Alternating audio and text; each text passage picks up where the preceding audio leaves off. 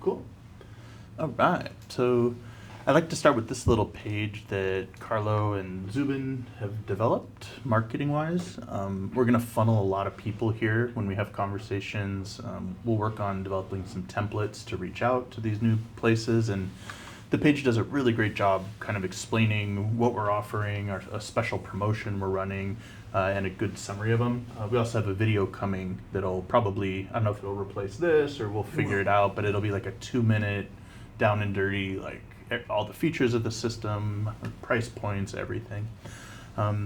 So we do have the ability to configure the system in 2 different ways. We've got our SQA-iO, this little guy here, can be used as a standalone system. That's a $5,000 price point, which is a very specific offering because it fits under capital budget requests. So it's this idea of going after throwing our net really wide, and facilities that can't afford either our vision or the whole setup, we can still sometimes sneak it in. It also happens quick. So instead of waiting like 2-3 years for a budget cycle, sometimes in a matter of weeks, they can get that approved. And they still have the opportunity to budget for the full system. So we've got a few people we're talking to right now. We just sold them this little guy, and then for next year, they're budgeting the rest of it. Okay. So I'm pitching as much as humanly possible the bundle. Not only, of course, do we make more money on it, but also the features it offers are important, clinically speaking, like how they actually use the analyzer. So there are workarounds if they don't have the SQA-iO, but primarily, if they don't have the SQA-View, this is pronounced view. So there are workarounds if they don't have this, they can still use a microscope. But I'm going to demo like the whole package for today, and we can kind of, we promote and train people kind of on the whole thing, and if they don't have the view, we just say, oh, by the way, if you don't have it, do this. So we kind of structure everything towards the whole package. And the view, just think of it as it's a microscope. Yeah. That's what It's a video the view is. microscope. Yeah. It literally, if you open it up, there's like a microscope inside of it. But it does interface with the application, so they can take pictures, record videos, and there's certain scenarios where they want to actually take a look at the sample. So in our launch exclusive here, we've got 2 different packages. They can choose to lease it if they want. We're going for the purchase as much as possible, but the lease is there. We're thinking some of the smaller fertility centers, doctor's offices will probably go for the lease, but definitely try to promote the purchase as much as possible.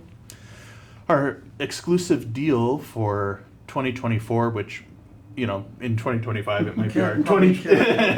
We're probably just gonna. It'll always be the exclusive deal for the time. It's a good price point for the system. So the little SQA-iO guy here comes with a whole host of ancillary products. So we've got a product they can use for quality control, a product to liquefy the sample, dilutions, test strip QC. We'll get into all that.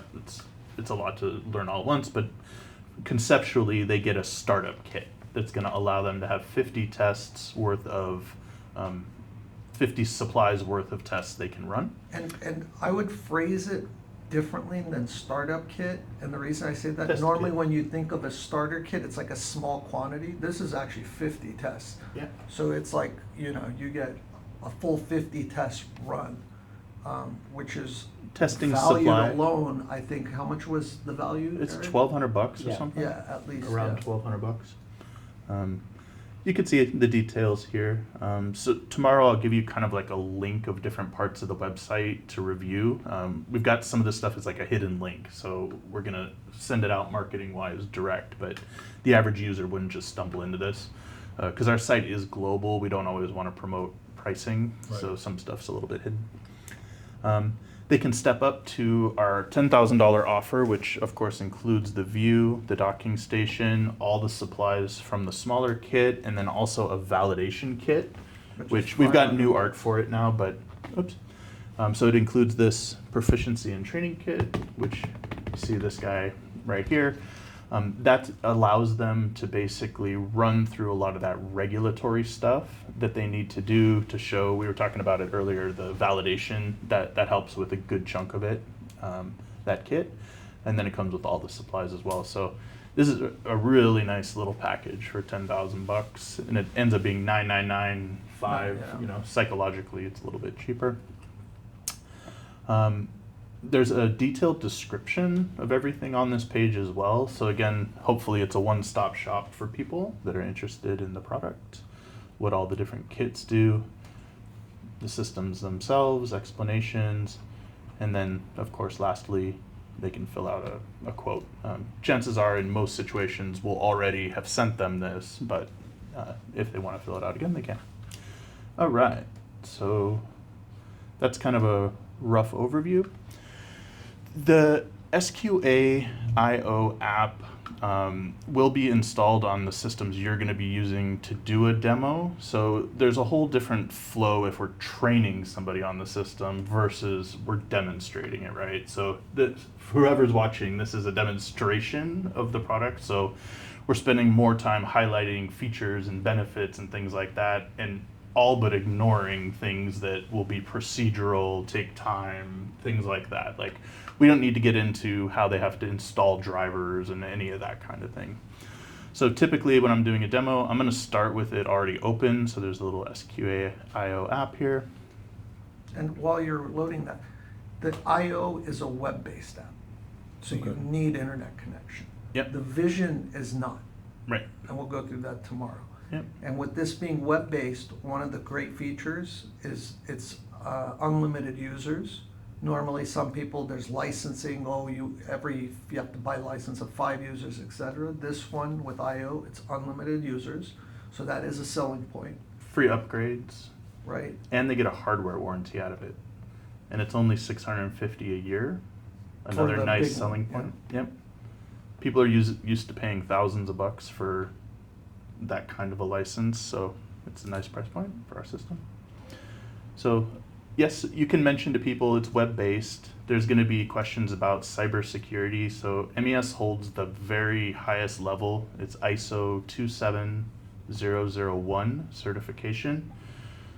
It's basically an independent body comes in, audits your whole company, goes through your products, makes sure you're compliant with regulatory. We use enterprise level cybersecurity protection. We've got a whole statement on it that I can share with you. So if people are questioning that, we've got all the tools in the bag to Including say insurance. insurance. We have cybersecurity insurance as of last month as well. So we've done our best to check off every potential box, and it hasn't been a problem so far. Even in some big kind of high level chains that we've gotten into, we've been able to get our system approved. It's only military that, Yeah, military will never get. If you're ever talking to a military facility, they don't allow online, period. Whether it's our system or somebody else's. So there's a demo account. I have mine here. We'll probably get you just established with your own account. So again, you can plug it into any computer, log in, you're ready to test. So starting with kind of nice features of our system, when you first turn it on, it goes through a calibration and self-test all by itself. That's important because some lab techs are used to other equipment that they have to do special calibrating, they have to go fiddle with settings, they have to do like a whole procedure. Ours, you basically log in, it goes through its own self-test, and then it's ready to go. Starting at the top and moving down, there's a little indicator here that the system is connected. So you can click on it. It says, congratulations, your SQA is connected. There's a little guy here. This is a little picture of the the view. And that lets us know that our view device is also connected. There's a little drop down here that kind of minimizes the side over here. I don't know why that feature is there, honestly. On a demo, I probably wouldn't even mess with it. Kind of a cool shortcut. There's a little eyeball here that'll automatically open up the visualization screen. So basically whatever we're looking at in there will appear on the screen. So that's an old dead sperm sample right there.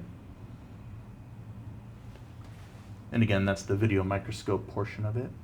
There's a little contact us button here. So inside of there's a section for training videos. As part of our onboarding process, we kind of basically force them to go through here and actually watch all the videos, read the user guides, go through the FAQs, all that. In a demo, you can just mention it. It's a resource, right? It's a tool for them. You've got a whole training video series built into the application. Nice selling feature. Special FAQs for the device. Basically, we're trying to have all these troubleshooting tools available to them, learning and troubleshooting available to them right inside of the app. And just to add to this, the difference, one of the main differences between a Vision and the I/O is the Vision, we're much more hands-on.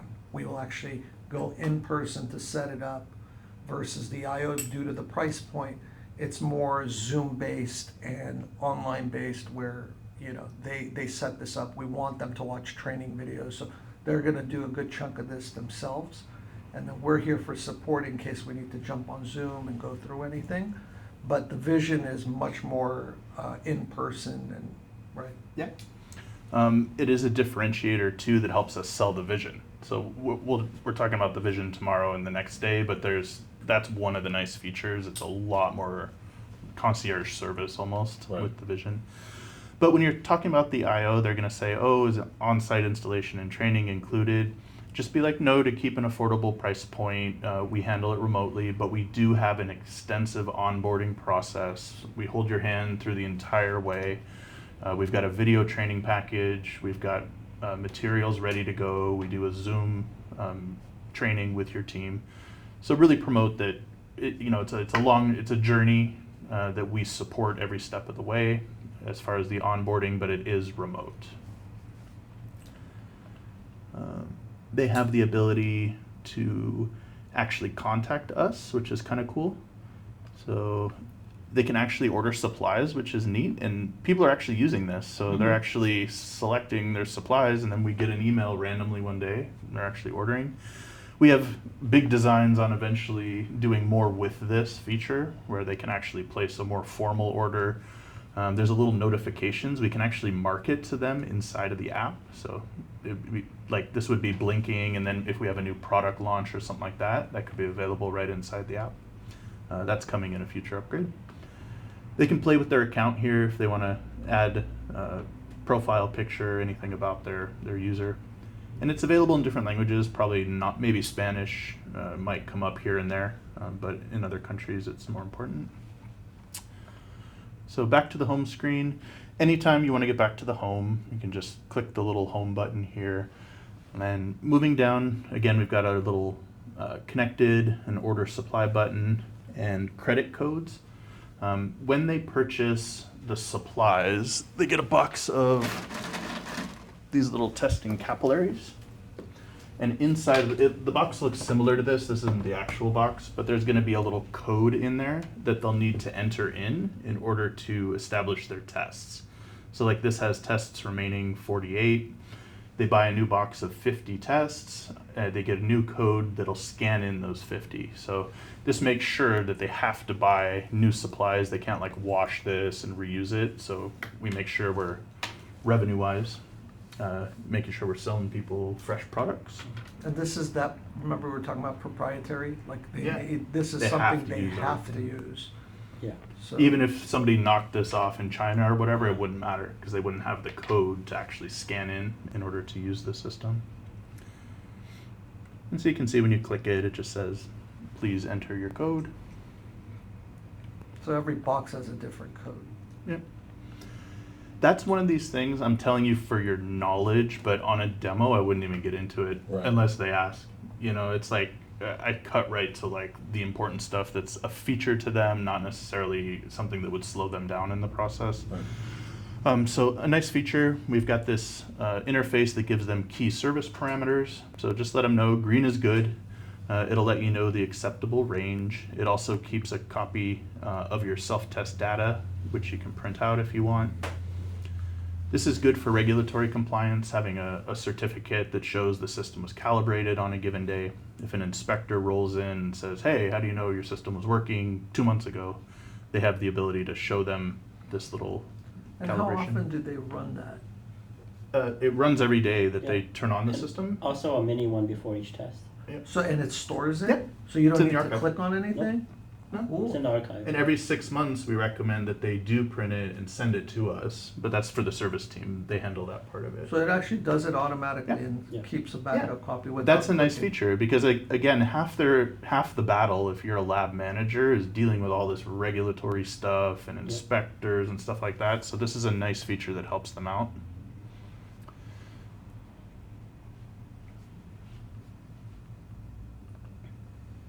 Where are the tests, Sal? It is under. Am I miss? Can you go back to archive? Okay. Are we crazy? Is it not in the I/O? No, it has to be. It's in the check vision for service sure. Again, 1 second.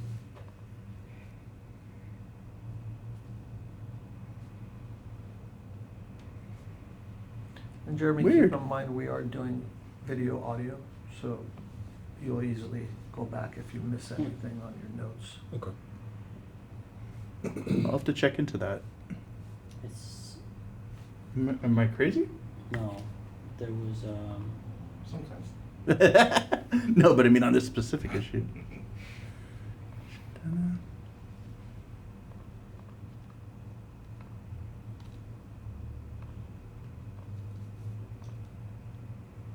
maybe it's on home. This is another great thing about that Fireflies, Jeremy, is when you're in a meeting like this, Mhm. I can put it here and it'll record our conversation and transcribe Summarize it for you. All right. All More right, more to well, come on that.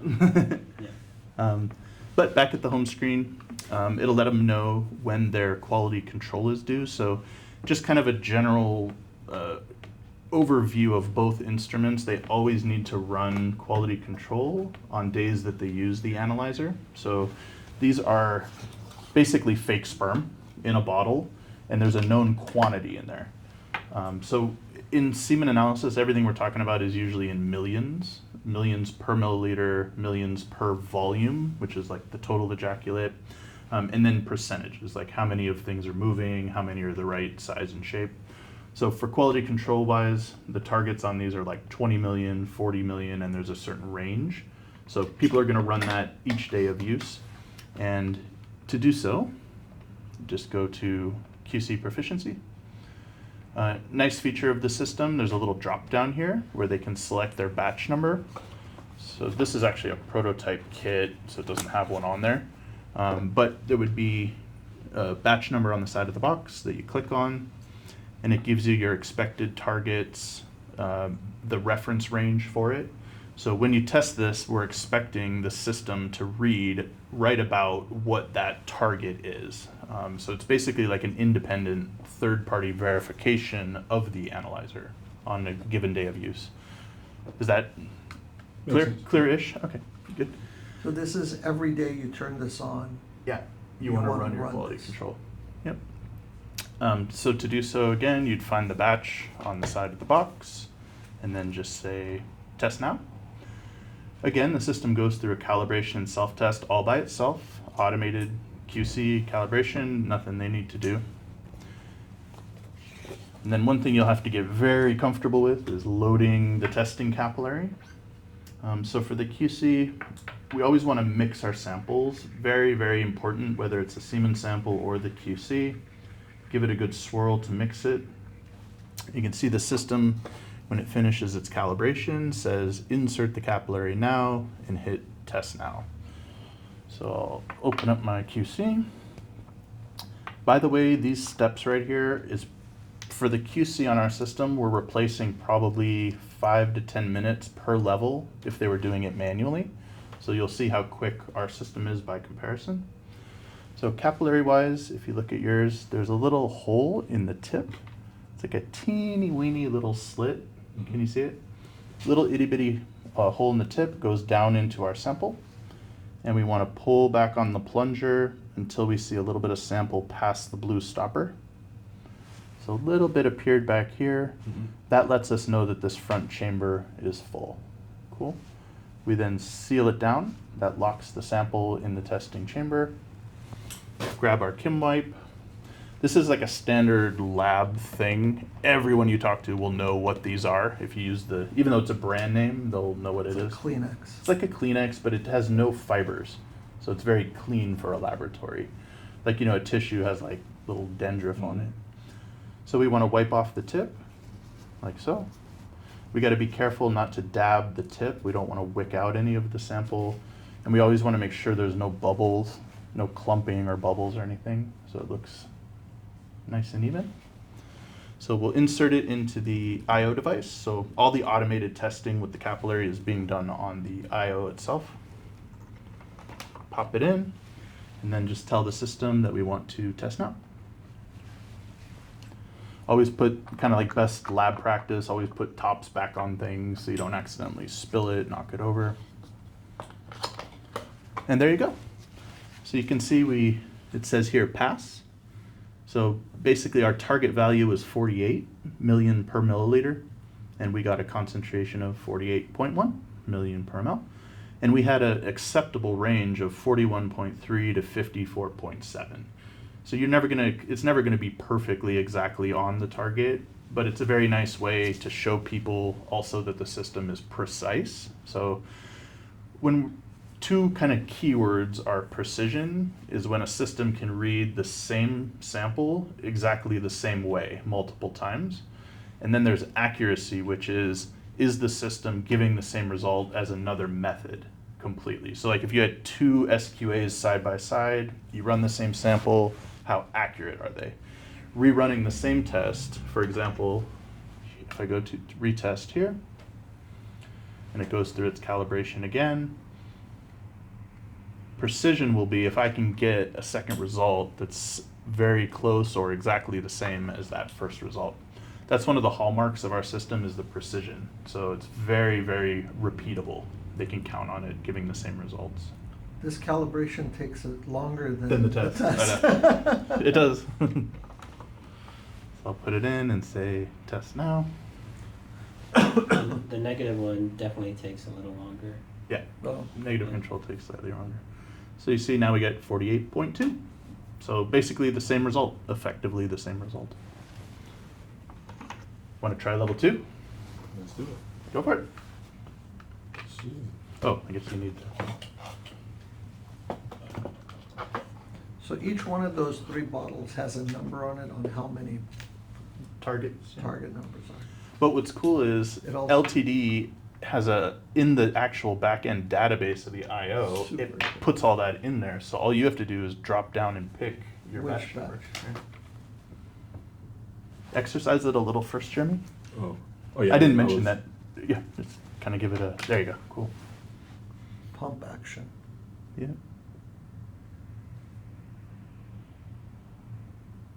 Nice.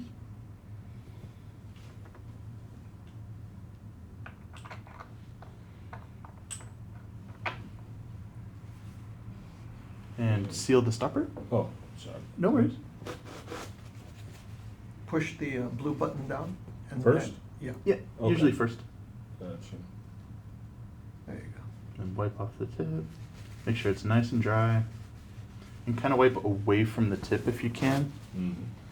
So if you fold it over twice, this takes practice, by the way. This is so basically try to kind of wipe away from the tip Gotcha. to avoid dabbing the tip Okay. because it'll kind of tend to suck it out. And then just tell the system that you want to test your level 2. I don't think the mouse works on there. You have to do it on your. Oh. That's it. Okay. There you go.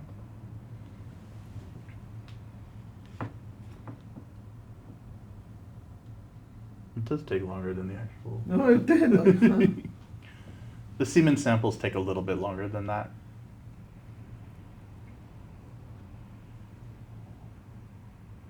But still much faster than doing this manually. Oh, That's right. what they're buying, basically. Yeah, way faster. All right, you good to go? Can you reach or want me? Yeah, you got it. Cool. So you can get a feel for it all the way till it hits the back. Cool. Even Zubin's video that he did, you felt like how you had to do like a second push. Mm-hmm. His video will show you that too. I love that. Very nice. So altogether, you can tell people you can do your QC in less than 3 minutes. So already they're saving time. If you look at like a labor justification to buy our analyzer. The IO in particular, you can almost always show a case where it's going to pay for itself within a year, 2 years. And a lot of them like to think in those terms of, you know, What's my how ROI? quickly is my return on investment, right? Cool. So 25 target and 25, Yeah. Perfect. You're rarely going to get it like that precise, but yeah, very good. Cool. So basically at that stage, you are ready to test for the day. So they would do this. We recommend only on days of use do they need to do this. So some of our smaller labs, they don't necessarily get samples every day. If they don't, they can just kind of leave the system alone. No need to log in or do anything.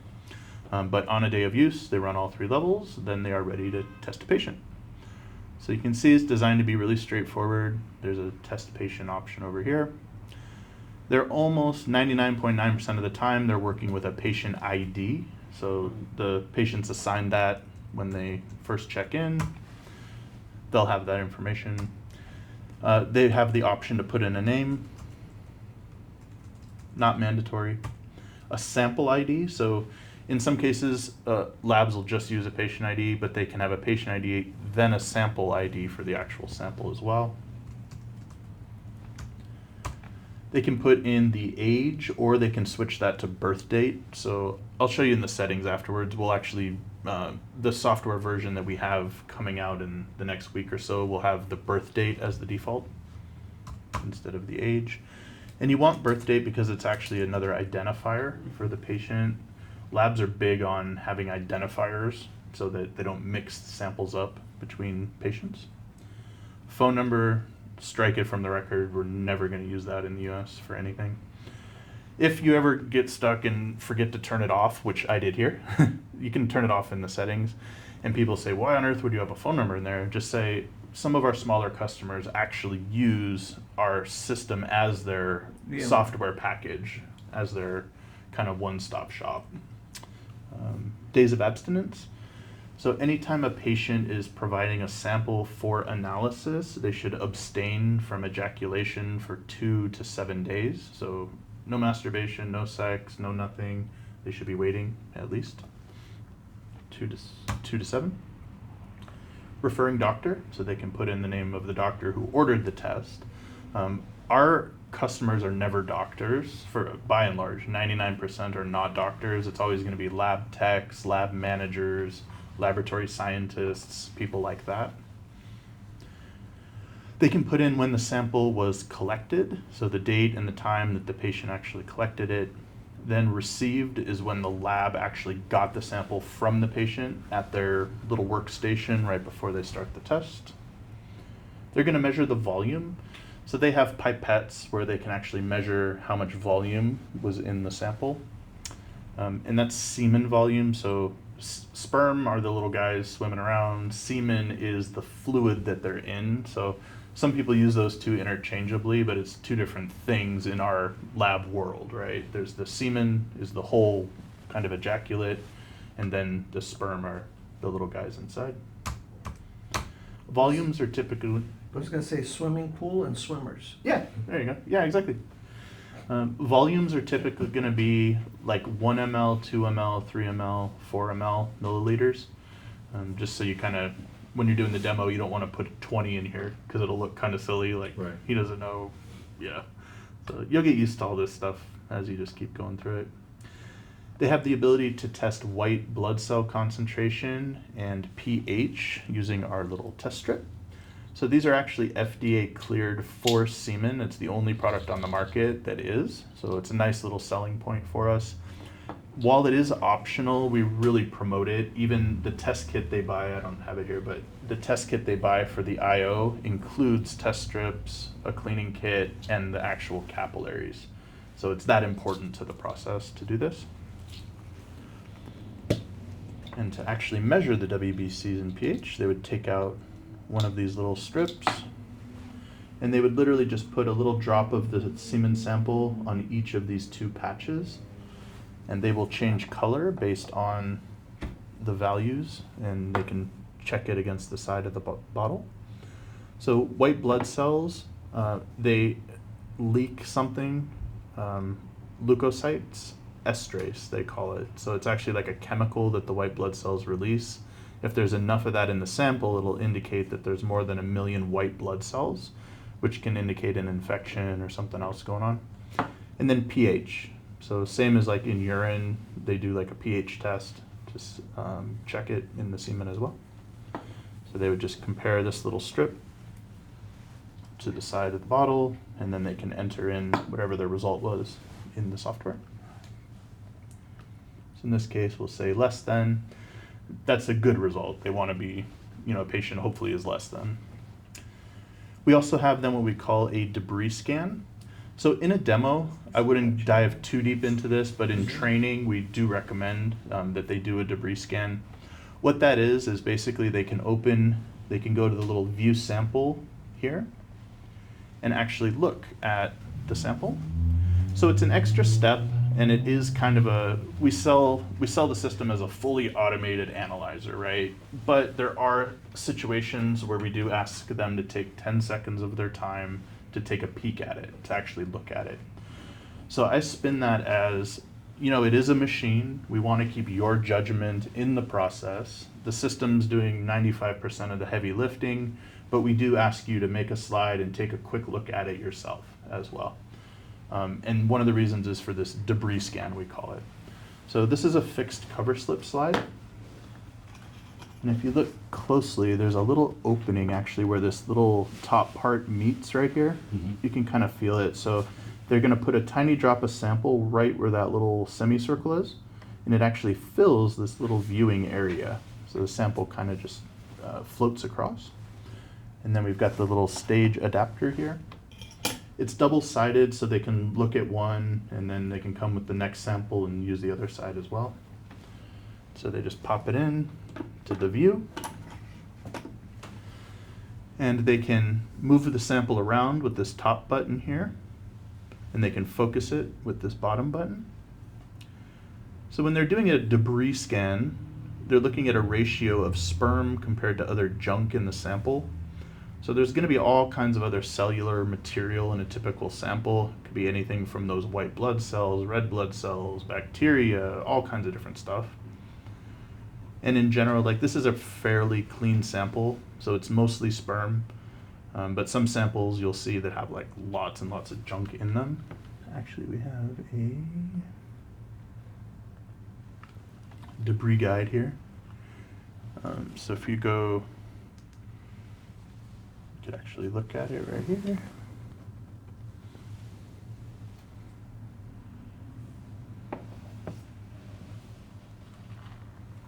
So there's an example video. I'll probably ask you just to watch it later, but you can see you've got none to few, which is kind of like the sample we're looking at. It's fairly clean. There's not a lot of other stuff in there overall.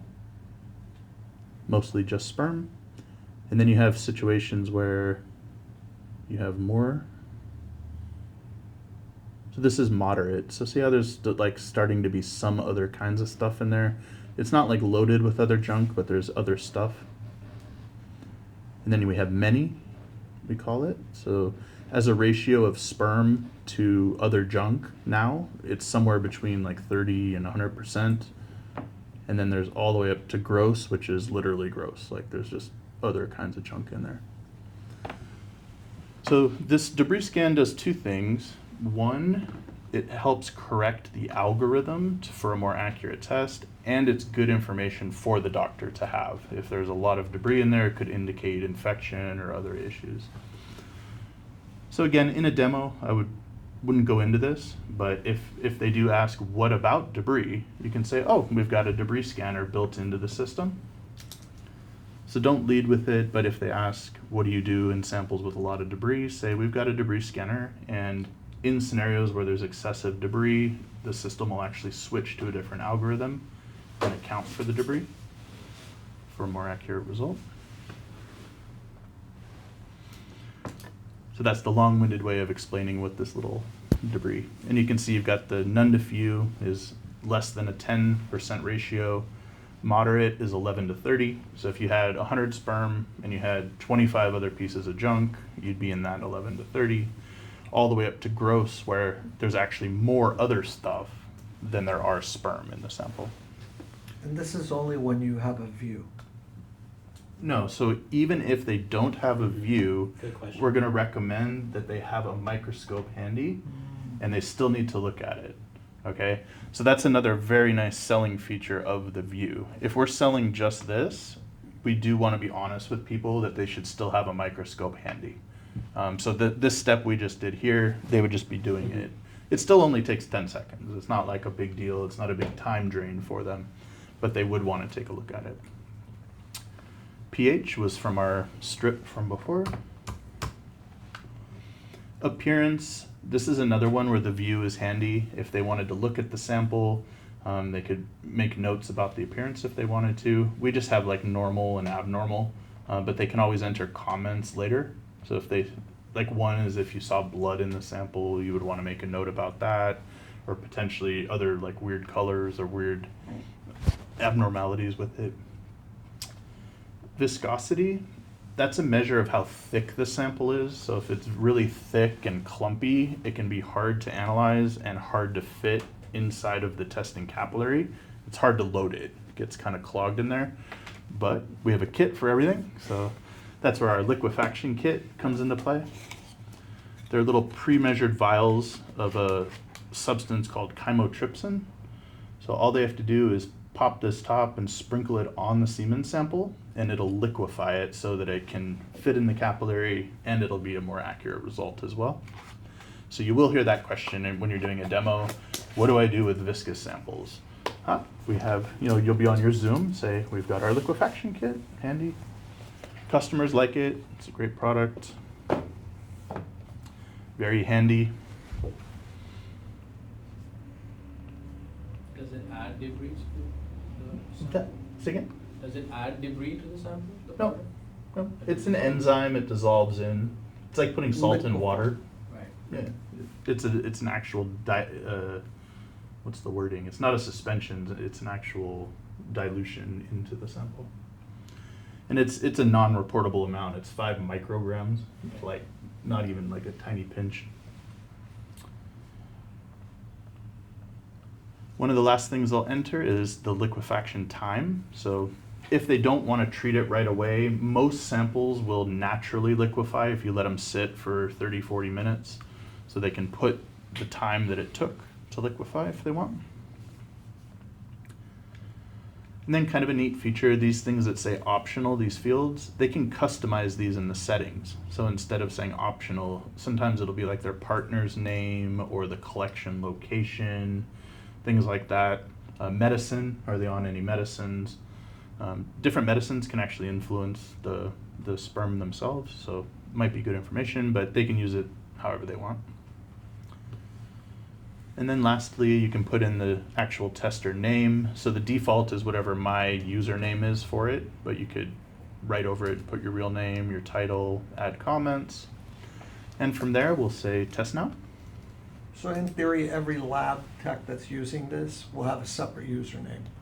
So this way, everything that's logged, that individual's doing, it gets tracked. Yep. Some hospitals don't do it that way though. They just have one login and everybody uses it. So that's a good thing to note. To use the system, you do have to associate an email address with it. That's part of the login security process. So they need to have that as a consideration to be aware of. SQA Vision does not need that. You can just fire it up and run a sample. But for this system, you do have to have an email. So at this point, we would load our sample, same as we did before, pop it into the I/O, and say test now. So at this point, the tech is basically done. Even during the testing cycle, they could walk away and start preparing something else, start working on the next sample. So altogether, putting in all the information once you get fast is maybe 2 minutes, and then the test itself is 75 seconds. So you can tell them literally in 3 minutes, you've completed your entire semen analysis. Including data entry. Including data entry, out the door, about 3 minutes. Test itself is 75 seconds.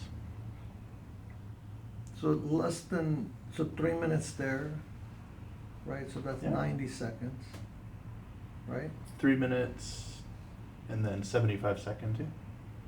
It's 180, I'm sorry. Yeah. Yeah. 6, 12. Yeah. 180. Mhm. But they're not even committed to this part of it, which is cool. So we're in a weird situation because this isn't a real semen sample. So Motility. yeah. So, but it is important just to kind of show you, there is what we call a low quality counter. This only kicks in if there's less than 2 million sperm in the sample. 2 million sounds like a lot, but for a semen sample, that is like nothing. Like that's flirting with like complete infertility if you have that few. Most guys are going to have tens upon tens, if not hundreds of millions of sperm. But it does allow, it pops up a visual, and if they have a super low count, they can actually click and do a manual count right on the screen if they have the SQA view. If not, it'll pop up a window that lets them enter information if they want, or they can just skip it. So in this case, I would just say skip, and here's our results. So typically a lab is looking at sperm concentration, so that's how many are in there, in millions per milliliter. So you can see the result for this was 92 million, and the reference range is basically what's considered to be normal. So 16 million sperm per milliliter is what's normal. So this sample is super duper normal. And you can see why 2 million is nothing, because the reference range is 16. You get a motility percentage. So this is actually the percent of the sperm in the sample that are moving. In this case, 0, because it's just a QC sample, it's not a real semen sample. Reference range is 42. So that distributor document I sent you has pretty good reference links to all this stuff. So there's some YouTube videos and stuff out there that actually show it in pretty good detail.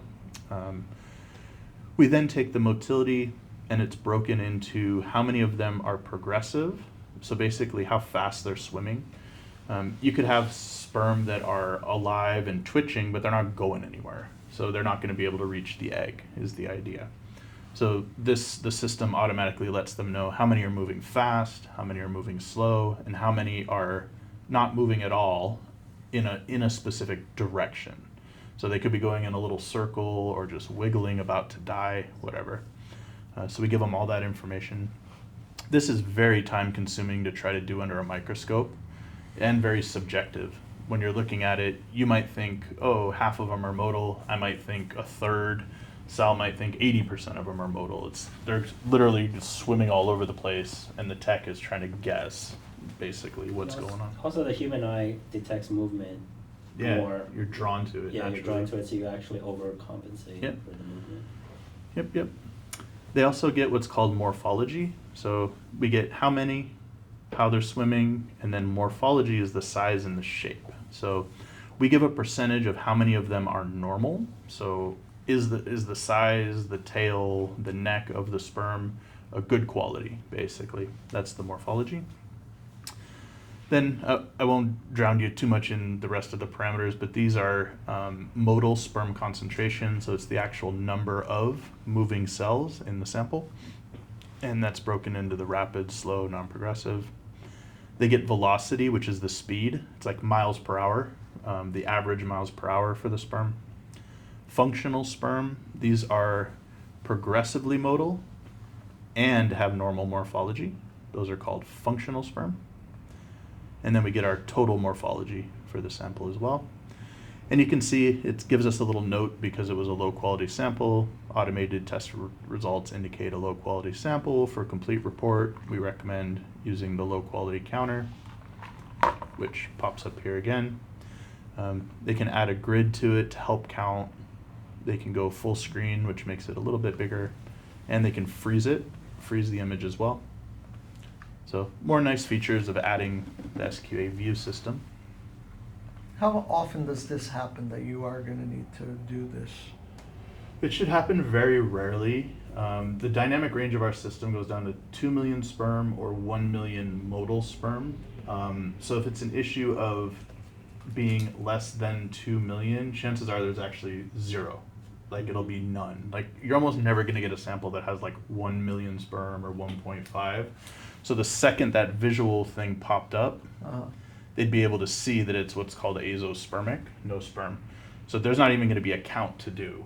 You know what I mean? They're going to scan through and be like, oh my gosh, there's like absolutely nothing, in which case they say no sperm seen, and it covers it. Also, the World Health Organization, it's kind of like our Bible for semen analysis. They recommend a lower cutoff of less than 2 million.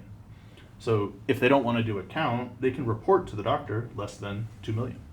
So like most of our vision customers use it that way. They Okay. just report that less than 2. Do you recall if there's a way to turn off the low quality counter? There should be, but we don't recommend it. It should be in settings. I'm just thinking for demos, Oh, yeah, because for demos we don't want it. yeah.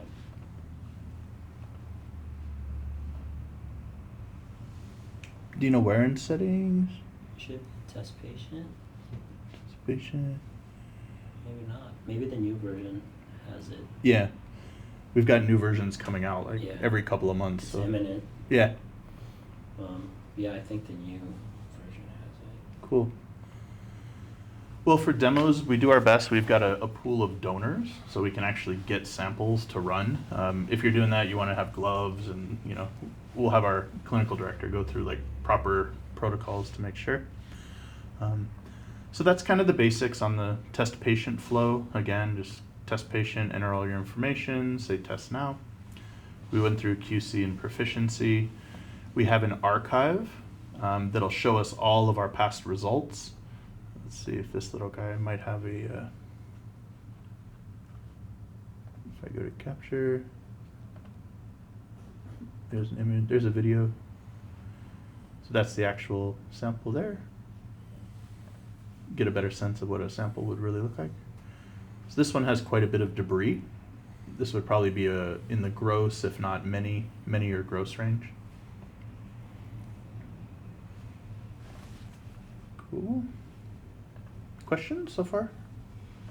The only thing I have a question on so Yeah. far, I wanted to ask you about those free upgrades that you were talking Yeah. about. What are some examples of the free upgrades that come with the system? Sure.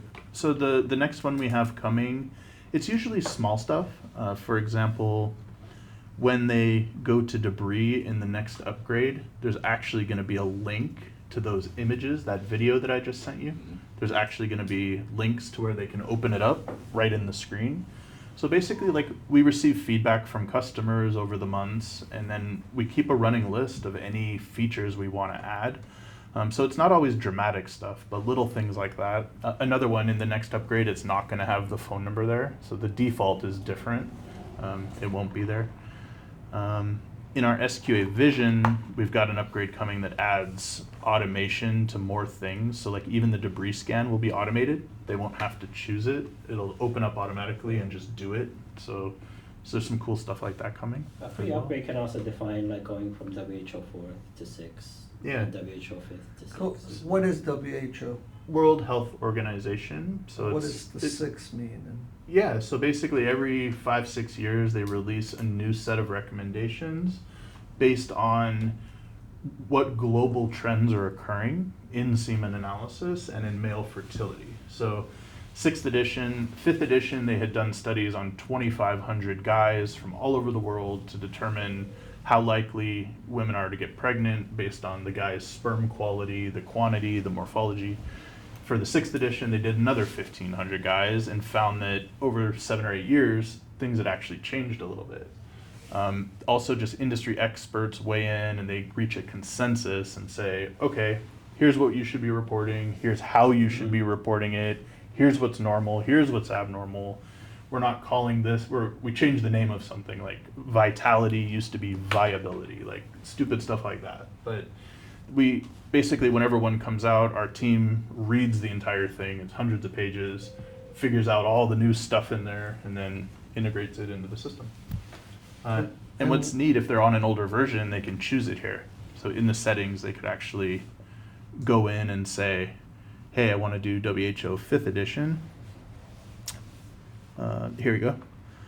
So all these reference values you can watch, they'll actually change if I go to 5th edition.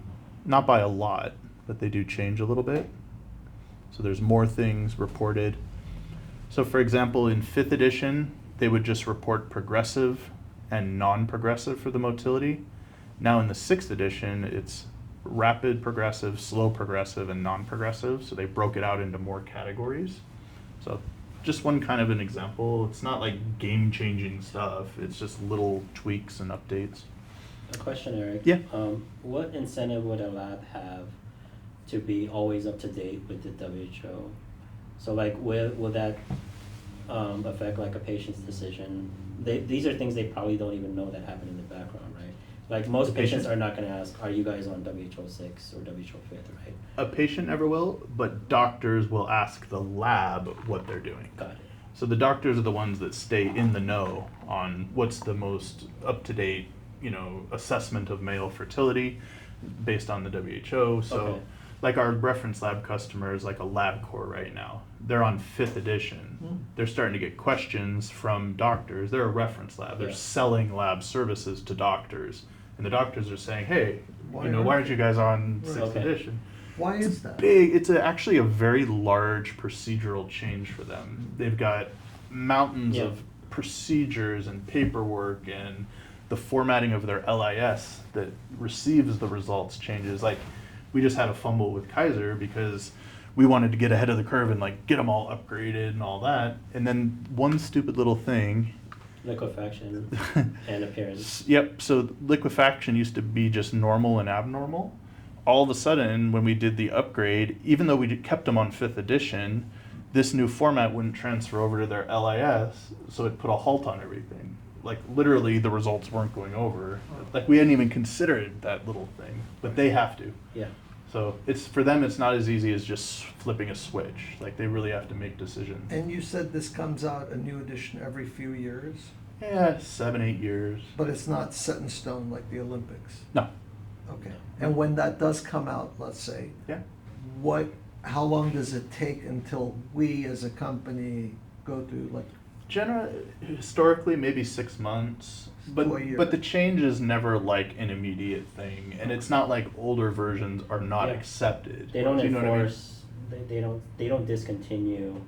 the using- previous? Exactly. And it's not like a regulatory mandate either. Yeah. Got it. Right, you could still be on 3rd edition as long as you can justify it as a lab. And as long as your providers are okay with that. Yeah. And some people prefer older. Like some people Mhm. prefer 5th edition because of the motility just Yeah. being progressive and non-progressive. So like even in our 6th edition, we include the option to show the progressive also. So they And can kind of see it in both formats. If I'm a lab and I work with multiple doctors, is it common practice that doctors will say, oh, I want you to run 5th versus 6th? Or usually whatever they're running the lab, they just tell doctors that we're on 6th edition? Right. Which one's common? They want to standardize. They want it, their Yeah. lab wants to standardize, so Yes. they don't wanna Right. a la carte. Well, so do the it. doctors because they're going to be receiving. It's not like one and done, right? Right. They're referring patients there continuously, so they want to know where the reference ranges are to make sure they're consistent based on Okay. the result. That being said, once in a while, a lab will say, "Can I switch back and forth?" And the answer is yes. If they want to, they could go into the settings and put it on 5th It's and that simple. run a sample, yeah, and then switch back. But we don't really recommend it either. You should standardization and semen analysis is really important. Right. So other features in the settings, there's some kind of defaults for different appearance if they want to do it by color or just say normal, abnormal. There's a morphology upper limit. Don't worry about that yet. In fact, don't even worry about the settings yet. Yeah. We'll get into more of that, and for a demo, it's not going to be relevant. With the new version coming out too, some of this will be changed. Will be updated. But you can kind of just let them know there's a settings menu here. The big thing I say, I kind of gloss through this in a demo, but I make a point of, we're going to review the account managers when the customer buys this. They're actually going to review their current procedure, and when we do the training, we'll actually guide them through how to do all the settings. So it's very like a hand-holding process, like we were saying before. We'll know before we install it and train them exactly what they're doing today so that we can match it. We'd gone through the settings. Again, they can update their facility information, user profile, user management. So this is a big one. The first person to log in when they set up the account becomes the admin. So it's important that customers know that. Whoever goes first is in charge, basically. And then that person can add unlimited additional users. And Eric, Yeah. to customize the report, you can put your company logo. Yep. So you can actually customize Yep, what you that can insert output of that logo. report looks like. Yeah, big time. Yep. And for more advanced users, we have something called flexible report. If they have an expert on their staff, or they can reach out to us.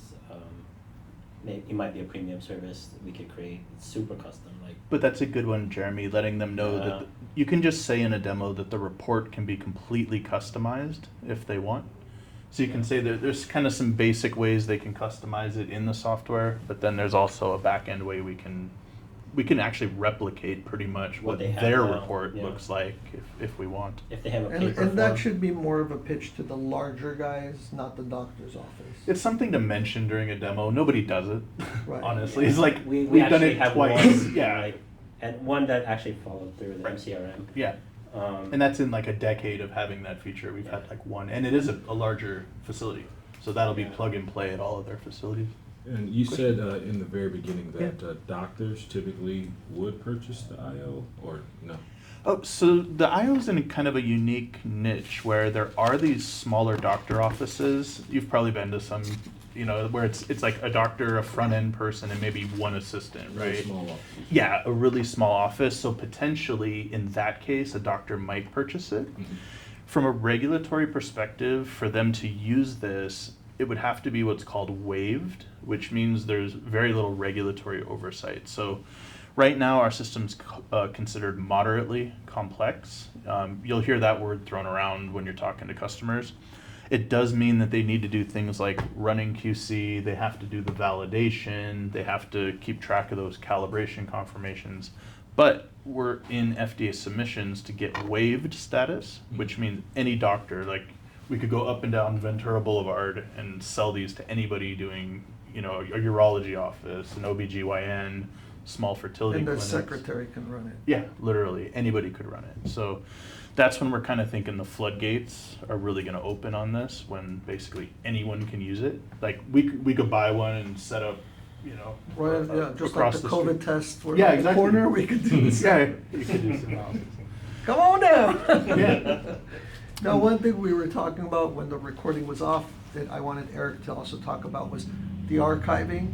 It's unlimited data that gets stored. So you can archive the videos and the reports and go back as far. So if you've got this for years, you have access to all that data. Unlimited storage. That's a good one to pitch as part of the unlimited user accounts, unlimited storage, free Subscription. Yeah, upgrades, that's and a all hardware included in the warranty. subscription. Yeah, Your data will be permanently. accessible. The hardware warranty, we can advertise 24-hour exchange. Yeah.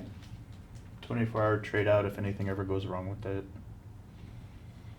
What's cool too, Jeremy, technically the actual optical block, the scientific stuff in there on the IO is the same as the SQA Vision.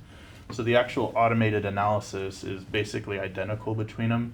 The Vision, as we'll get into over the next few days, just adds like a ton of extra features. But fundamentally, their concentration, motility, morphology, all the key stuff is the same between the systems. Is that something he wants to mention, or is that for his own knowledge? More for your knowledge, but here and there, like if somebody's on the fence between the two instruments, I never want to lose the opportunity to make a sale, so I never just say you need to have the Vision. So if they're not really qualified for the Vision and they feel bad that they can't get the Vision, then I'm like, listen, the IO is fundamentally giving you most of the features that the Vision does. And tomorrow you'll go over what are the key Yeah. differences. Yeah, they'll jump out at you. It's a very different system. This one is really nicely positioned though, for a lab that's just doing basic down and dirty semen analysis. They want it to be quick. The learning curve is a big one.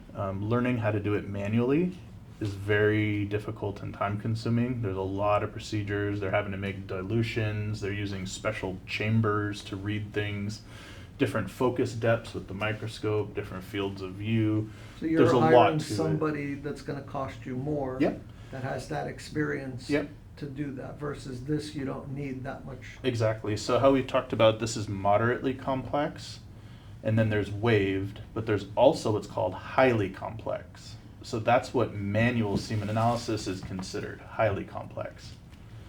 So that requires the lab, it's not even a lab tech, you have to actually be a lab scientist to do manual semen analysis. What's the initials for that? CLS. CLS, So it's clinical like lab Laura. scientist. Yeah. Like Laura's a CLS, and yeah. That's like a college degree. Yeah, it's a 4-year Yeah.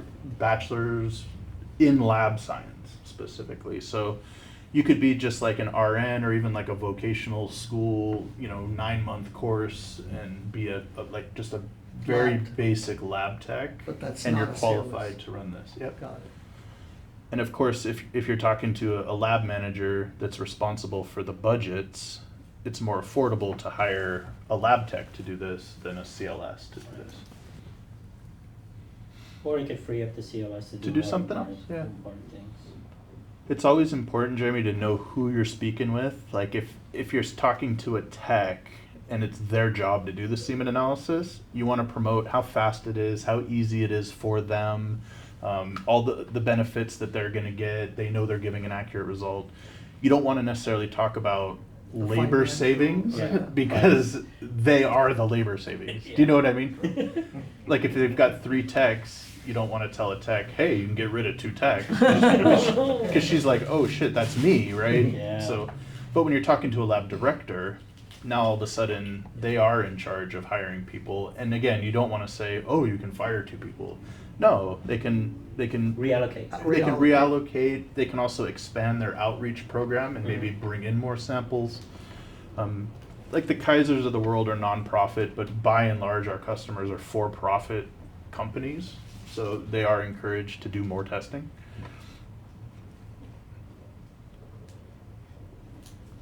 So that's a good one. And again, once we have the waiver, now you don't even need that tech degree anymore. It could literally just be the secretary, like you're saying. And we go through an extensive process to prove to the FDA that it is that easy, which we spent the first part of this year running trials and recruiting donors to run all of that and prove it.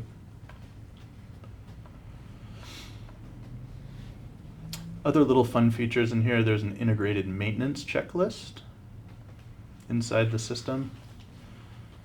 So it's simple, but it's kind of nice, so they can confirm that they're doing system maintenance. Again, these places are very procedure driven. If their procedure says do this and this and this, the lab tech's going to follow it, 99% of the time, or they're supposed to be anyway. So little features like this. This is a good example when you mentioned an upgrade.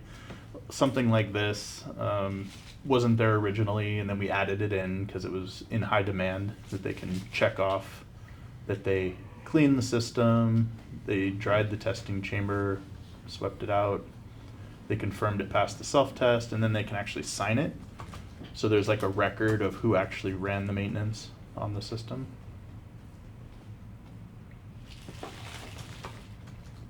Oh, clean. And it logs all of that. Yeah, so now it's permanently stored in the archive and on the cloud forever.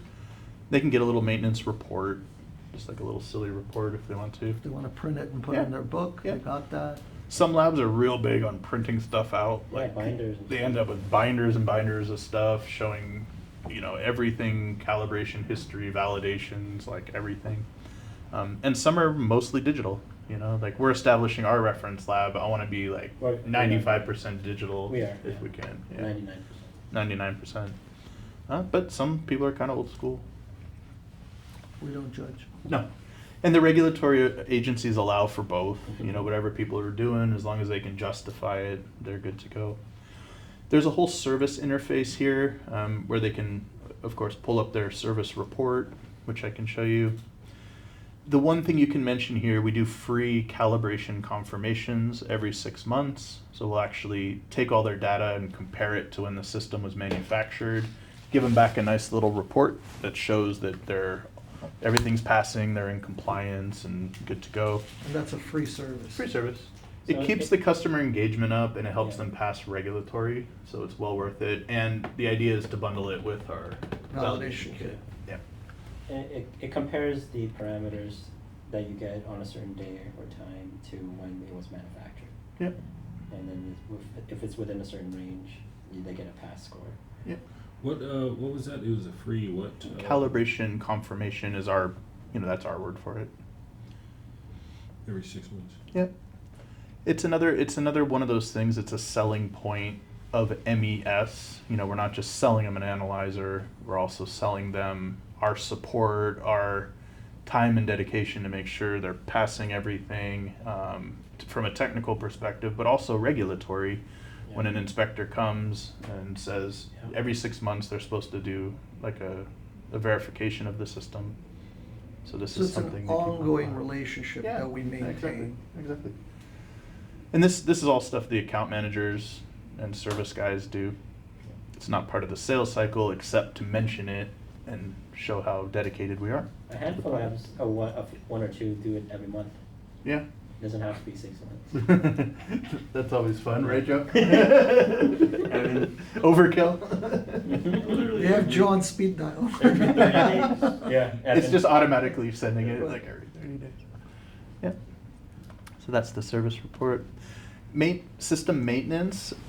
So usually you would think, showing them system maintenance on a demo is kind of weird, but ours is so fast and easy is actually like a selling point yeah. because they're used to doing like extensive time-consuming stuff on their other analyzers, right?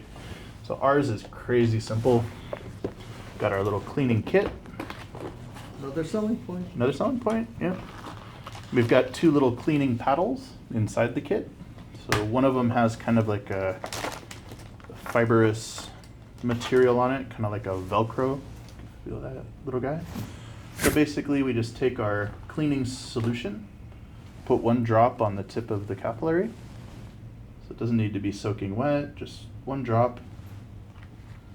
And then we're just going to run it into the testing chamber of the I/O part, face up, just give it 7 or 8 swipes, turn it upside down, give it 7 or 8 swipes,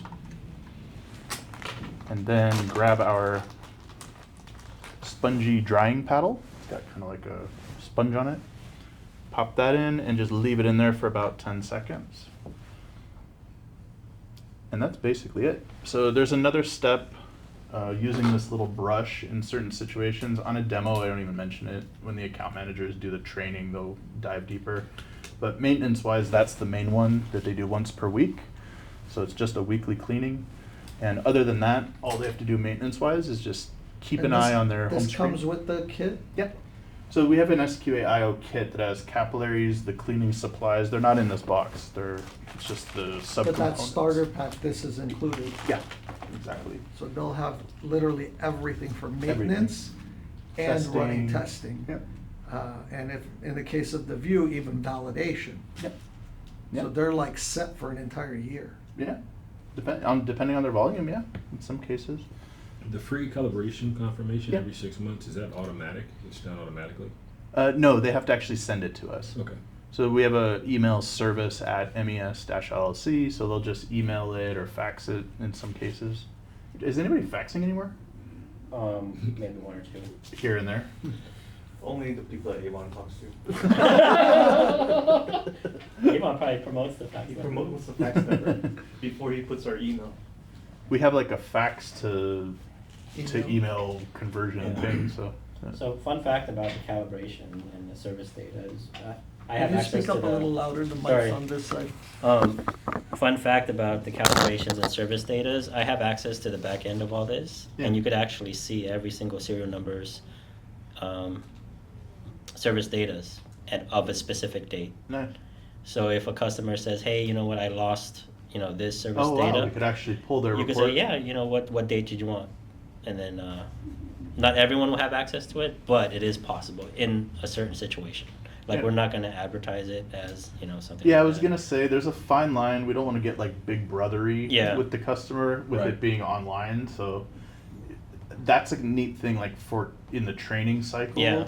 Like for, ongoing to let them know that we can check their service data, but But that's it, like, you don't want them knowing that we could also check results, yeah, things like that. we can't Yeah. check results. That's encrypted. Yeah. There's no PHI or results or anything. Yeah, can well, just- we don't want to also lead them on to the fact that we have access to anything really, you know. But it is just one of those things, like, you could actually see a trend of when they started like failing a certain parameter. So that's kind of helpful Yeah. in a way. You know, if you just saw it drastically drop, You know chances they are forgot to wipe off the exactly, and then they can actually pinpoint when that happened. Which, this is, I just remembered the question. What about LIS? Does the IO connect Yeah. to Yeah. the EMR, so, Yeah. you know? I even could from- confidently say as of actually Friday, when I have I have the beta software with me, and I got to try it out. And Benny showed me how it works. That yeah, it's gonna be a viable. I could say now it is an option. So this'll, Jeremy, allow them to connect to their medical record software. Yeah, which is now becoming more and more a selling point. Yeah, I was gonna say that's a huge selling point that we can interface. It's also something our competitors do not Yeah, do. lens hook. Does not. We just had a call this morning with the biggest EMR, electronic medical record. Is that what Yeah, it's- EMR, yeah. EMR. So there's this kind of whale in the industry called eIVF. So they actually make the software that these labs use to keep track of everything: patients, billing, testing, everything. So she just said, the lady, she's the president of eIVF. We're trying to get connected with them so that we can tell people, hey, we interface with eIVF. She said none of our competitors even have the ability right now, which is really cool to hear. And she's like, when we've even had conversations in the past, they weren't prepared, they didn't understand things, and Sal and Benny are able to speak their language technically, so Yeah. big pitch is that we can interface with EMRs and LIS. Yeah, with very little development, if any. Will the IO one actually be bidirectional? Yeah. It will. Wow, Oh wow, I didn't know that. that's cool. I almost don't want that because it helps the vision. Yeah. I think the initial versions won't. They're just Okay. gonna be unidirectional ASTM. But if we need kind of it. like quick link. But it's the same mechanism. Well, if you want the platinum subscription. There you go. It's like the Olympics, like gold, silver, Bronze. bronze package. And then we'll have the platinum plus. There you go. Platinum plus supreme. So selling points, just generally, speed is going to be probably your number one selling point. How fast it is. Now, Standardization. you're comparing that to the manual. Correct. The old school way. Correct. This is offering you significant speed difference. Yep. Speed difference. Objectivity is another keyword. So the idea is that any lab tech can run a sample and get the same results. They really struggle with that using manual semen analysis, and they'll admit it. The lab managers are nervous about the results they're reporting because it's so variable between techs. Yeah. And there's a lot that goes into that we'll talk, over the months, how they mix the sample, how they're counting it, the type of microscope they're using. There's all these variables. So this standardizes everything. A lab supervisor that has 9 techs can be confident that any one of them can run a sample and that they have MES supporting them and training their techs. That's a big part of it as well. And, So speed, objectivity. and part of that training is, let's say they hire somebody new, they don't need to even train them because we have a full library of video that will take them step by step on how the device works, how to do this, troubleshooting, etc. Not to mention they have full-time access to us. Yep. But at least they can do a full-on training without having to spend one of their people to necessarily show. Yep. Then regulatory compliance would be another big one for them. These are like catchwords that keep lab techs or more like supervisors and managers up at night. Regulatory compliance is one. A fear of not reporting the right results is another one The we help budget out cost with. savings. Yeah. Then cost savings, of course, is huge. Time savings is one thing, and then cost savings in addition to the time savings. ROI. Return on investment, yeah. There's almost, with the IO, with the Vision, it's a little harder to do to justify a return on investment. We sell features more, which we'll go into tomorrow. It does a whole lot more. it's a little easier to use. It's not web-based, so you don't have to fiddle around with any of the online part of it. And they can increase the volume of, Dramatically increase the volume.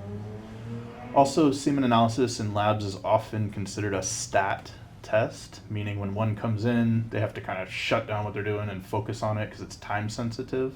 With our system, whenever it comes, they flip the system on, they can run it. And remember what I was saying, it takes 3 minutes to do QC, 3 minutes to run the sample, so within 6, 7, 8 minutes, they can go from the system powered off all the way through reporting results.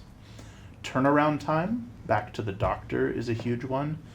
In a lot of cases, the test itself can actually bleed over to a second day. So depending how detailed they're getting with their manual testing methodology, it can actually go over to the next day for things like morphology. They can make the stain the first day, but then they have to read it the next day. So a lot of places can go from like next day or 2-day turnaround back to the doctor. They can go to literally like an hour or less turnaround time. So speed, objectivity, cost savings, turnaround time, capacity. They can run, I think I did the math once. If you like go crazy, you can do 100 samples in a day. If you're just like testing. But LIS integration. LIS Big integration one. is huge. That's another buzzword. The LIS solves 2 issues, which are kind of like talking points. One of them is it's much faster. So you saw how many results are reported. Imagine having to go in and one by one enter every single one of these. If you do the manual method, you Yeah. have to type that in for each one of those Exactly. fields. So you're literally entering every single one of these results one by one into the system. And then, so there's the time savings component, but also the accuracy. The data input errors are a problem in the industry. Like no matter how sharp the lab tech is, everyone's going to make a mistake once in a while. You mix, and everything is either percentages or decimal points. It's to the nearest tenth, to the nearest hundredth. It's And for it's this, kind of all it's over so the place. important. Exactly. Also, one big one is a backup. So in case the computer crashes, all the LIS results that have transmitted Yep. are not lost. Yeah, that's another one. So they've got redundancy. Yeah, redundancy. They've got our online database with the results, and then they also get it on their LIS automatically. Yeah, I guess that affects Well. the vision more than this. Yeah. But yeah, No, so but still, yeah. same. These selling points are the same for both analyzers. Customizable reports. Yeah. That's another selling Yeah. point. Customizable reports. Unlimited data storage. Yep. What else? Good selling points of the system. The service and support is huge. Can't underestimate it. I always make a very strong point of it. And We it's have an included extensive- for yeah, 1 year. it's With this included. price, you get 1 year free subscription, which also covers full warranty. Unlimited technical and clinical support. They get a real human on the phone that knows about the product when they call in. That's becoming more and more a thing. You're not talking to an AI bot yet. regardless of warranty status, the person-to-person support is there. Yeah. The warranty status just covers the device. Yeah. So even if they called us in year 2, like of day 367, right? Like, we will help them exactly the same way Yeah. we would have helped. We just wouldn't be able to replace the device. But Yeah. over the phone support, email support, chat But that support. subscription also you need to have the access to the software. Right. So it's a bit, you're gonna need that, cause. For the vision, it's Yeah. more like Yeah, I kind of blurred the line. Yeah, yeah. Yeah. they have an option not to have a service contract with the vision, although 85-90% of people. But go with for it. this, if you don't have a subscription year 2, your device stops working. So it's not really an option. Yep. Service and support wise, we always support customers also just so they keep using the system. Obviously, we want to get our supply revenue, keep them happy, keep their doctors that they're supporting happy. So always kind of, it's helpful to always kind of put yourself in the shoes of the person you're speaking with and kind of realize their pain points and why they do what they do.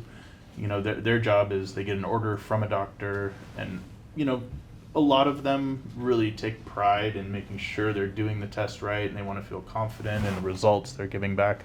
Some people are kind of like machines; they don't care, like in any industry.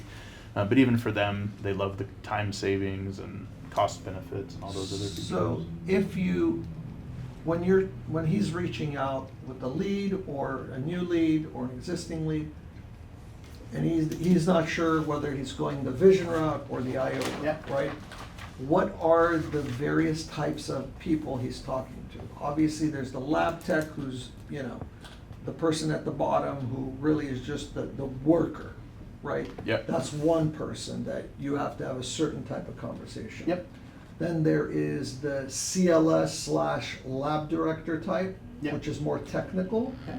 right? And understands budgets and so forth. Is that accurate? Yeah, so if you start at the bottom, when we work on this kind of leads list we have, if you're talking to a hospital and were unqualified in the past, they're almost certainly going to be a good candidate for the vision.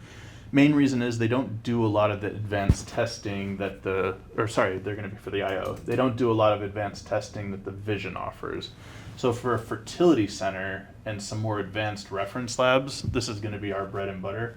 But for these average little hospitals, this is perfect for them. So if you're talking to a tech, don't worry as much about the money, because they're not a decision maker financially. So You just want to it's talk about how it simplifies the speed. process. Exactly. Their life, how does it make my life? How does it make her life Yeah. better, right? 75 seconds, guaranteed accuracy, 20-year history in the industry. We'll train you on it. When we do get somebody on the horn, when we start reaching out to these labs and we say, "Are you guys doing semen analysis?" They say yes. First thing I always say is, we have a solution that does it in 75 seconds. Would you like to hear a little bit more? So yeah, like they're down to hear about it because they know how long it takes and how complicated it is. Yeah, that's the big one, talking to a tech. Once you get up to the manager, there's almost like 3 tiers. I would say there's like tech, then there's kind of like the sergeants, right? They're the supervisors and managers, so they still spend some of their time on the bench. They're engaged on the floor in the lab. For them, it's a lot about making sure their techs are in a position to succeed. So the training, standardization, they're the ones in charge for regulatory. So making sure that they can, all our features cover we've their talked bases. about, cover their bases. They're responsible for training, regulatory, cost to a degree, but more like cost of the supplies and stuff. They're still not making that capital decision at that level, but letting them know they are in charge usually of the budget for the supplies. So letting them know it's affordable, cost per test, that's important. And our cost per test is how much on the IO? It depends. We can speak about cost per test in different ways. The actual physical capillary to run one test is about $6. All right.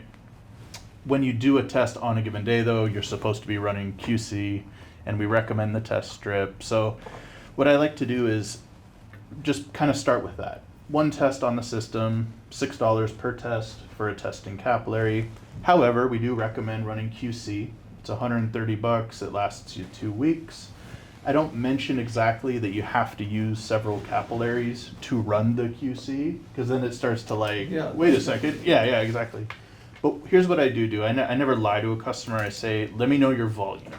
How many days per week you test? That's important. How many days per week? How many samples do you do? How many are fertility versus post-vasectomy? Post-vasectomy, all they need is a lab slide, but we can average that in with their fertility samples. So basically you've got a post-vas that's costing $1 and a semen analysis is costing $6. So their average is $3.50 a Can test. you, Jeremy, write a note for us to build a calculator?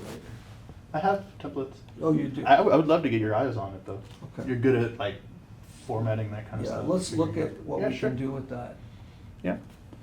But always get the information, don't give the calculator to the customer. Right. We want to, there's different things you can do. Like, for example, we can recommend, listen, if you only decide to test on Monday, Wednesday, Friday, it's cheaper because you're only having to do the QC once versus doing it all 5 days during the week. Right.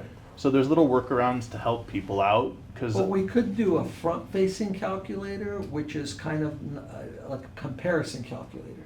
that's How many the good one hours to do. are you Yep. spending doing this? How many employees are working on this? Like, and then it does a cost analysis of what, Yep.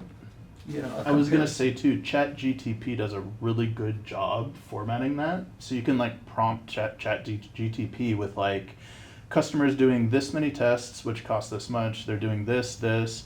What's the average salary of a CLS in this region? And if it takes them 40 minutes per, like, if you prompt it with all that, it gives like a really Nice. thorough per day, per week, per month, per.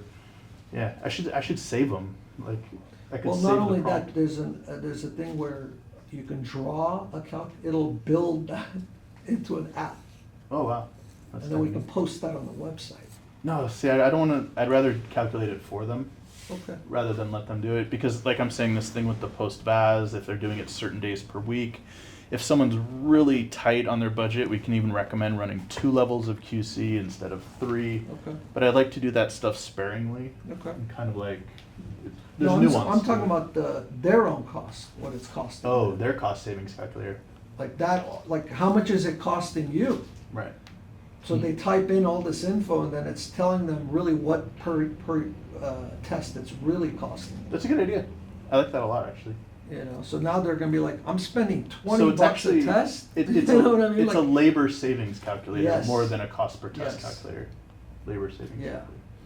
You add it up quick though. Like if a CLS is making I don't know whatever it is 40 50, bucks and yeah. someone and a regular tech is making 20, so the regular tech is spending 6 minutes at half the salary to run this versus a CLS taking 45 minutes to run the sample. By the time you're talking about 6, 8, 10 bucks per sample, you're still coming out 15 bucks ahead on the analysis. So last tier of that is then the director level people. That's almost purely a financial consideration, and more often than not, it's going to be their job to go sell it to their boards. They've got boards of approval.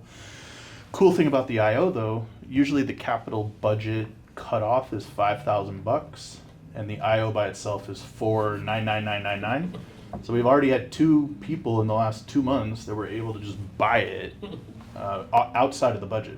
They don't even have to go through and then they come back next month and buy the other half. Yeah, exactly. The director literally has the discretion to say, hey, I want this analyzer, you know. Right. They probably need it signed off by a VP or something, but it doesn't have to go So- through this whole So review. that person would be cost, obviously, there's a big thing, and liability potential. Yeah. Right? Those are 2 big reasons why what they want to hear. How But is it- it gonna reduce my liability? Yep. Because inaccuracy, the typing in the wrong number, the time saving, like. these The are- LIS interface. The directors are also going to be involved in generally selling the service to doctors. They'll be involved in that. So Oh, new opportunity. I was just going to for- say, yeah. so the SQA system is also a marketing tool for that lab, particularly our reference labs. They're contractors that do testing on behalf of doctors and whatnot. So they have a better sales pitch when they go talk to a doctor and say, hey, here's our testing menu. Oh, you're doing semen analysis. We're using one of the premier automated analyzers. We can turn around your results same day.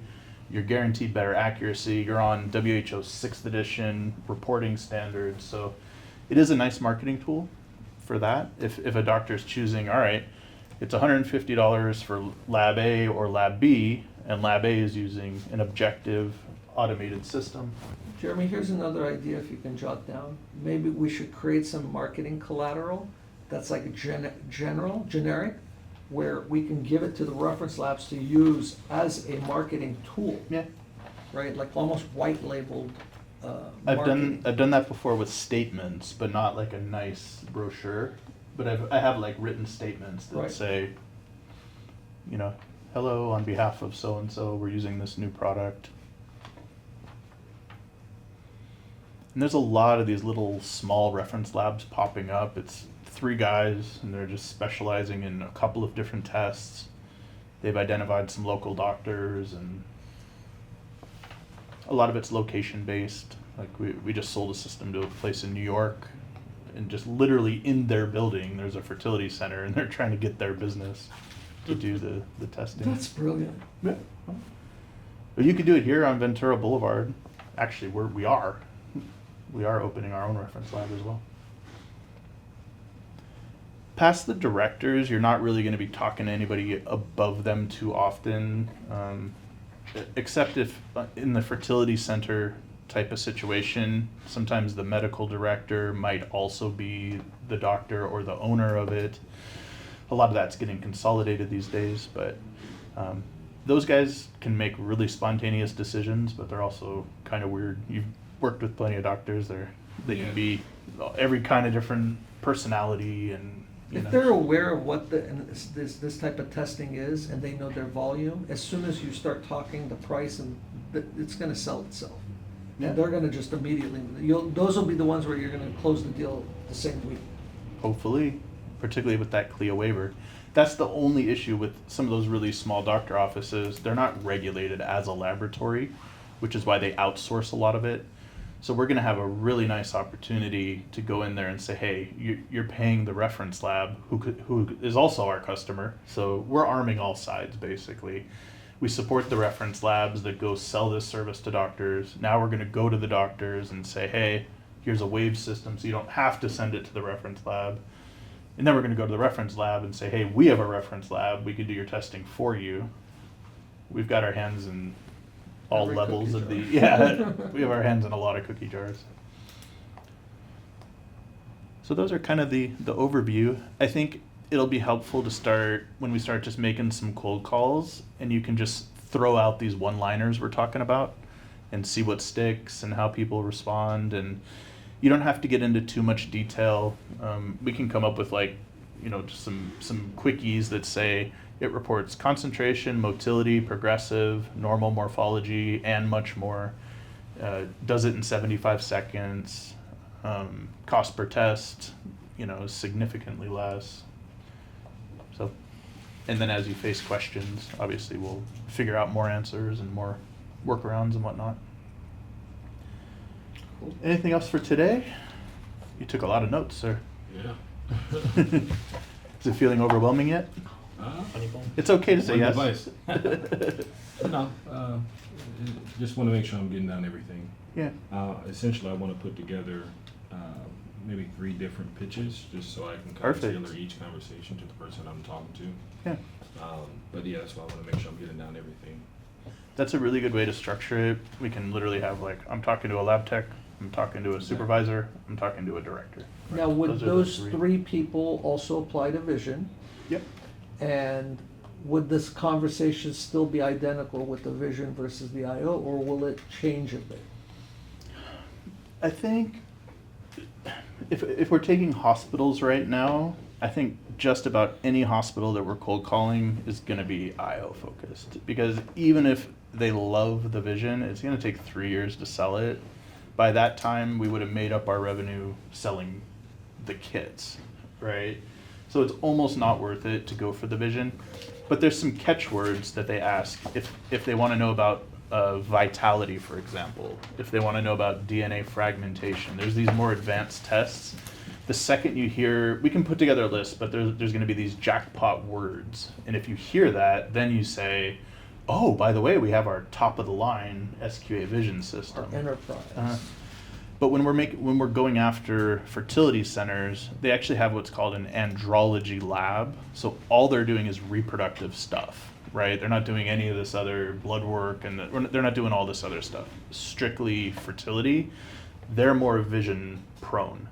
That's kind of our bread and butter for the vision. More advanced testing, higher volume, a little bit easier usability. You'll see when in the demo everything's touch screen.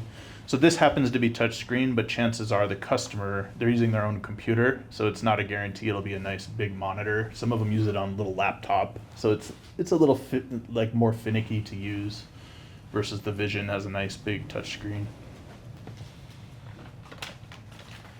We'll segment it basically. It'll be like, all right, are you talking to a hospital? Are you talking to a reference lab? Are you talking to a fertility center? Those are our 3 big ones. Then are you talking at that facility to a tech, a supervisor, or a director? So there'll be like 9, I would say 9 pitches basically. And each one you could just have a couple of bullet points. You can throw them out in any order too. If you've got their attention, you can just throw them out. you'll feel the interest right away. And particularly with the hospital, if you say it's starting under $5,000, that's going to be big. Particularly if you're talking to a supervisor or director, because they're going to have a little bell go off saying like, oh wow, we could just buy that.